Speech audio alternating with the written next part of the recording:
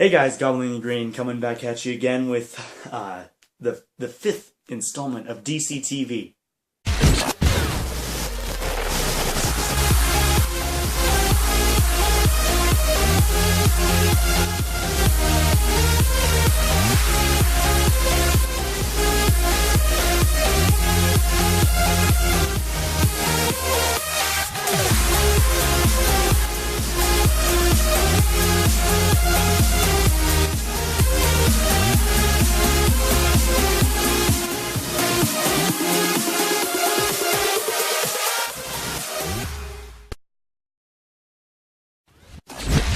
Right, well, the fifth episode of The Flash was way better than the fourth episode. My God. It was better, and it did kind of introduce a couple of characters that were, notable. Plastique, but she gets thrown in the dumpster, so who gives a shit. General Eiling, Wade Eiling, shows up.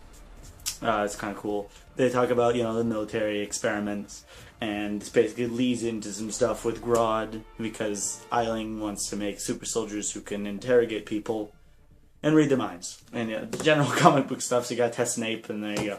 So that was the basically kind of Easter egg to that. This episode felt... it was okay. Like, it wasn't bad. Like, I don't have any ill will towards it. Like, it was kind of cool, especially near the end when you got to see, like, Harrison being more evil, kind of foreshadowing his, the fact that, he's going to be the Reverse Flash. There was some stupid blog stuff in there with Iris that I didn't really give a shit about. Like, I mean, it's just all the general shit, like, oh my god, she's obsessed with the Flash, and she doesn't know it's Barry. I don't care. I don't give a shit.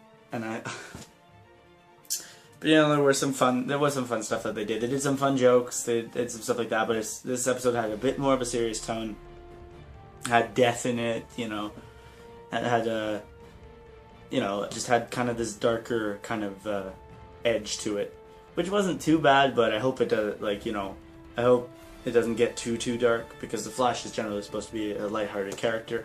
I also like how they explain, like, his alcohol tolerance and stuff like that, because he processes alcohol the same way he processes food. So that's kind of like an interesting kind of daisy chain between episodes, because the one before, showed, like, he has to eat a bunch of pizza to keep his calories up, and, it shows he can't get drunk. It's pretty cool. Like, I mean, it's nice that they explain, like, how the Flash, like, works, like, just, like, in a medical sense.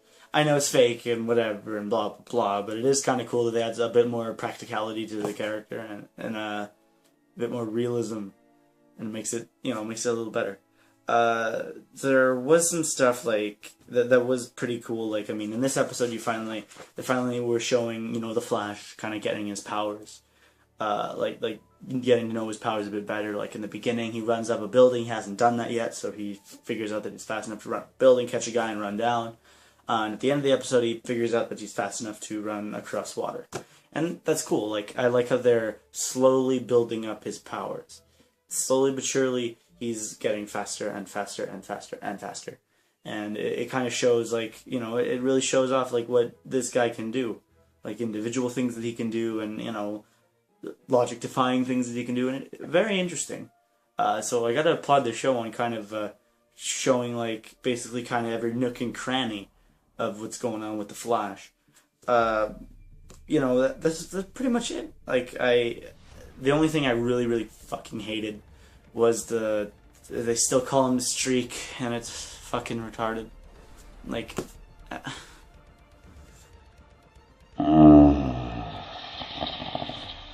they call him the Streak. He's the Flash. Don't call him the Streak. I mean, it's such a lame name for him to start out with. This is a Streak. Like, I mean, at least in Arrow, they call him Arrow because you use arrows. So, I mean, it kind of makes sense. But with this, it's like, oh, everyone sees a streak of red, so he's the Streak. Sounds like he might as well be running around fucking naked through the street.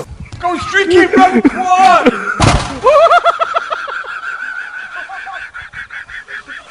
I mean, it's lame. Like, I mean, come on. Come on, guys. It's lame. Like, ugh. But anyways, this episode, besides the fucking streak stuff and the blog stuff, it was interesting, was darker, was a bit more dramatic, and it did show a lot of death and had a darker kind of edge to it, and it introduced a lot of characters and foreshadowed like Grodd and you know, Harrison Wells, aka Reverse Flash, kind of manipulating people and making them kind of do his bidding. It is interesting to kind of see that. If you're not a Flash, if you're not like, if you don't know the Flash and stuff like that, and you don't know he's Reverse Flash, and which obviously they don't want you to, but I'm spoiling it anyways because this is just my thoughts on it. But yeah, you know, it's pretty interesting that they're kind of treating that character with a lot more dignity, and it's very cool. Like I like what they're doing with him, and this season only gets better and better and better. But the 5th episode, gotta say, pretty good. 6 out of 10, a solid 6 out of 10. Very well done.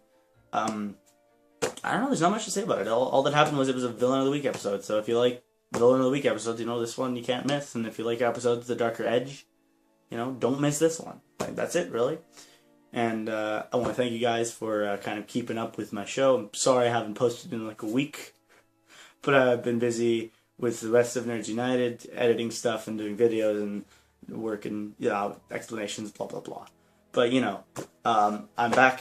Should be a couple more episode reviews coming out soon. So I hope you stick with me. And please like, comment, subscribe, share. Tell me what you thought of the episode. What do you think? Do you think the episode's good? Do you think it's bad? What do you like? What do you hate? I'd love to know. I'd love to read the comments. So go subscribe to United Nerds to keep updated with this show. I really like talking about these shows, as you can tell. So, you know, let's kind of make a community. Thank you guys for watching my video, and I'll see you in episode 6, I guess.